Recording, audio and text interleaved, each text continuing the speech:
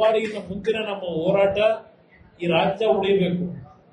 ಈ ರಾಜ್ಯ ಉಳಿಯತಕ್ಕಂಥ ಹಿನ್ನೆಲೆಯಲ್ಲಿ ಈ ರಾಜ್ಯದ ಅಕ್ರಮಗಳೇನಿದೆ, ಇಂಥ ಒಬ್ಬ ಮುಖ್ಯಮಂತ್ರಿ ಜಾತಿ ಹೆಸರಿನಲ್ಲೋ ಮತ್ತಿನ್ಯಾವುದೋ ಹೆಸರಿನಲ್ಲಿ ರಕ್ಷಣೆ ಪಡೆಯತಕ್ಕಂಥದ್ದಕ್ಕೆ ನಾವು ಮೌನಿಗೊಳಗಾಗಕ್ಕಾಗಲ್ಲ. ರಾಜ್ಯದಲ್ಲಿ ಒಳ್ಳೆಯ ಅಭಿವೃದ್ಧಿ ಕೆಲಸ ಮಾಡಿದ್ರೆ ನಮ್ಮೆಲ್ಲರ ಬೆಂಬಲ ಕೊಡೋಣ.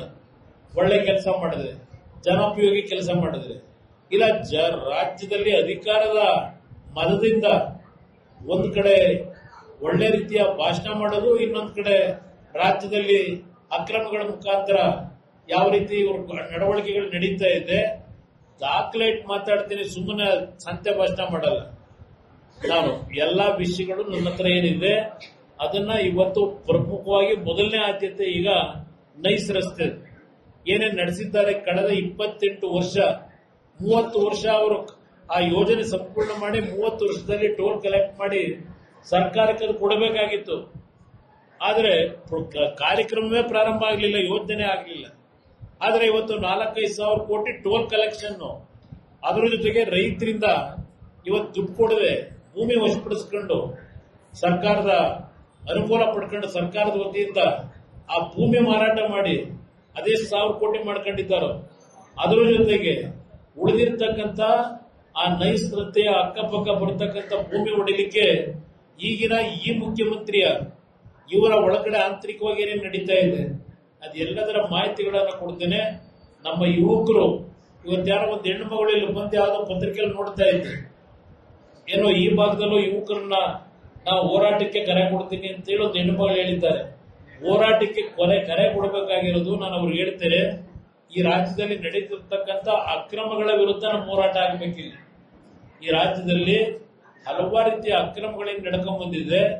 ನಮ್ಮ ಪಕ್ಷ ಈ ನಾಡಿನ ಸಂಪತ್ತನ್ನು ಉಳಿಸಲಿಕ್ಕೆ ನಿರಂತರವಾಗಿ ನಮ್ಮ ಹೋರಾಟ ಏನಿದೆ, ಆ ಹೋರಾಟ ಇವತ್ತು ತಾರ್ಕಿಕ ಅಂತ್ಯವನ್ನು ತರಲಿಕ್ಕೆ ನಮ್ಮ ಯುವಕರ ಸಹಕಾರವನ್ನು ಕೋರ್ತೇನೆ. ನಾನು ನಿಮ್ಮನ್ನ ದಾರಿ ತಪ್ಪಿಸ್ತಕ್ಕಂಥ ಯಾವುದೇ ರೀತಿ ನಿಮ್ಮನ್ನ ದುರುಪಯೋಗ ಪಡಿಸ್ಕೊಳ್ತಕ್ಕಂಥ ಪ್ರಶ್ನೆ ಇಲ್ಲ. ನಿಮ್ಮನ್ನು ದಾರಿ ತಪ್ಪಿಸಿ ನಮ್ಮ ವೈಯಕ್ತಿಕವಾದಂತ ಪಕ್ಷದ ಒಂದು ಸಂಘಟನೆ ನಾನು ಮಾಡಬೇಕಾಗಿಲ್ಲ. ಇವತ್ತು ನಮ್ಮ ಯುವಕರ ಜವಾಬ್ದಾರಿ ಇರ್ತಕ್ಕಂಥದ್ದು ಈ ನಾಡಿನಲ್ಲಿ ಸ್ವೇಚ್ಛಾಚಾರವಾಗಿ ಕಾನೂನು ಬಾಹಿರವಾಗಿ ಈ ಸರ್ಕಾರ ನಡೀತಾ ಇರತಕ್ಕಂಥ ಅವರ ತೀರ್ಮಾನಗಳ ವಿರುದ್ಧ ಈ ನಾಡಿನ ಜನತೆಯನ್ನ ಎಚ್ಚರಿಸತಕ್ಕಂಥ ವಿಷಯದಲ್ಲಿ ನಿಮ್ ಸಹಕಾರ ಕೋರ್ತಾ ಇದ್ದೇನೆ. ಇವತ್ತಿಂದ ಇದ್ರೆ ಮುಂದಿನ ದಿನಗಳು ಇಲ್ಲಿ ಬರ್ತಕ್ಕಂಥ ಸರ್ಕಾರಗಳು ಇನ್ನ ಈ ರಾಜ್ಯ ಆಡಳಿತ ನಡೆಸಲಿಕ್ಕೆ ಸಾಧ್ಯ ಇಲ್ಲ. ಬಡವರನ್ನ ಇವತ್ತು ರಕ್ಷಿಸತಕ್ಕಂಥ ಒಂದು ಕಾರ್ಯಕ್ರಮಗಳನ್ನ ತರಲಿಕ್ಕೆ ಸಾಧ್ಯ ಇಲ್ಲ.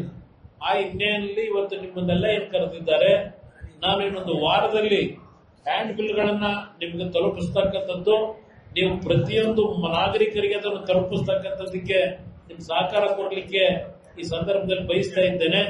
ಇವತ್ತು ನಿಮ್ಮೆಲ್ಲರಿಗೆ ನಿಮ್ಮ ಹೋರಾಟಕ್ಕೆ ಇವತ್ತು ಈ ಪಕ್ಷ ತೆಗೆದುಕೊಂಡಂತ ನಿಲುವು ನಾಡನ್ನ ಉಳಿಸಲಿಕ್ಕೋಸ್ಕರವಾಗಿ ಈ ಒಂದು ಮೊದಲನೆಯ ಹೋರಾಟಕ್ಕೆ ಕೈ ಹಾಕಿದ್ದೇವೆ. ನಂತರ ಇನ್ನೂ ಹಲವಾರು ವಿಷಯಗಳಿದೆ. ಯಾವ್ಯಾವ ರೀತಿ ಸರ್ಕಾರ ನಡೀತಾ ಇದೆ, ಇವತ್ತು ಜನತೆಯ ತೆರಿಗೆಯ ಹಣವನ್ನ ಯಾವ ರೀತಿ ಇವತ್ತು ದುರ್ಬಳಕೆ ಮಾಡ್ತಾ ಇದ್ದಾರೆ, ಅದೆಲ್ಲದರ ಒಂದು ಮಾಹಿತಿಗಳನ್ನು ಇಟ್ಟುಕೊಂಡೇ ನಾವು ಜನತೆ ಮುಂದೆ ಹೋಗ್ಬೇಕಾಗ್ತದೆ ಅಂತಕ್ಕಂಥದ್ದನ್ನ ನಿಮ್ಮ ಗಮನಕ್ಕೆ ತರ್ತಾ,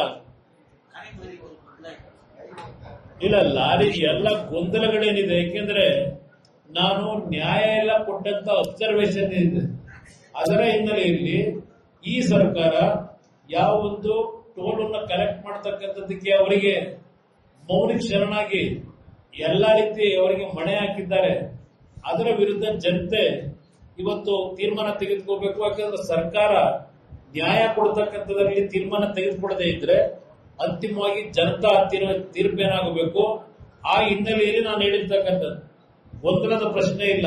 ಅವ್ರಿಗೆ ಹೇಳಬೇಕು, ಎಲ್ಲಿದೆಯಪ್ಪ ನಿನಗೆ ಫ್ರೇಮ್ ವರ್ಕ್ ಅಗ್ರಿಮೆಂಟ್ ಪ್ರಕಾರ ಟೋಲ್ ಕಲೆಕ್ಟ್ ಮಾಡ್ಬೇಕಾದ್ರೆ ನಿನ್ನ ಹತ್ರ ಎಲ್ಲಿದೆಯಪ್ಪ ಫ್ರೇಮ್ ವರ್ಕ್ ಅಗ್ರಿಮೆಂಟ್ ನ ಜಾರಿಗೆ ತಂದಿದ್ದೇವೆ ತೋರಿಸು ಅಂತ ಕೇಳಿ. ಅವ್ರು ದುಡ್ಡು ಕಟ್ಟಬೇಕು ಅಂದ್ರೆ ಇವತ್ತು ಫ್ರೇಮ್ ವರ್ಕ್ ಅಗ್ರಿಮೆಂಟ್ ಅನ್ನು ಉಲ್ಲಂಘನೆ ಆಗಿದೆ. ಅದನ್ನು ಯಾವ ರೀತಿ ನೀನು ಕಾರ್ಯರೂಪಕ್ಕೆ ತಂದಿದೆಯಾ ಇಡಪ್ಪ ಇಲ್ಲಿ ಅಂತ ಕೇಳಿ. ಅವನು ದುಡ್ಡು ಟೋಲ್ ಕಲೆಕ್ಟ್ ಮಾಡೋದು 111 ಕಿಲೋಮೀಟರ್ ರಸ್ತೆ ಸಂಪೂರ್ಣಗೊಳಿಸಿದ ನಂತರ ಅಲ್ಲಿವರೆಗೂ ಅವನು ಕಲೆಕ್ಟ್ ಮಾಡಾಗಿಲ್ಲ.